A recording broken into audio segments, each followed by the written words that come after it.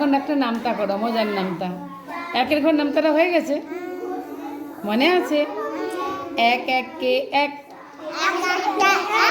হাতটা নিজে দেখ, এক দুয়ে দুই, হাতটা সাবান দিয়ে ধুই, এক তিনে তিন, খাবার আগে প্রতিদিন, এক চারে চার, খাবো নিজের হাতে খাবার, এক পাঁচে পাঁচ, খাই সব রকমের আনাজ, এক ছয়ে ছয়, খেয়ে থালা ধুতে হয়। এই যে মিড ডে মিলে ভাত খেয়ে কে থালাটা ধুয়ে দেয় তোমাদের? নিজেরাই ধুও। এক ছয়ে ছয়, খেয়ে থালা ধুতে হয়। একসাথে সাত, তাতে কাজের হয় হাত,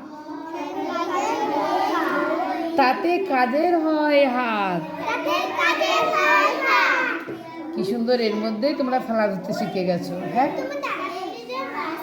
এক আটে আট, থালাটি রাখবো পরিপাট।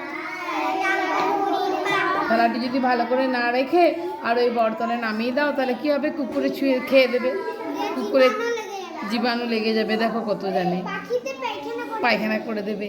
থালাটি রাখবো পরিপাট, তাহলে ব্যাগে রেখে দাও। বাহ, এক নয়ে নয়, থাকে না রোগ জীবাণুর ভয়। এক দশে দশ, মিড ডে মিলে খাবার খেয়ে আবার পড়তে বস।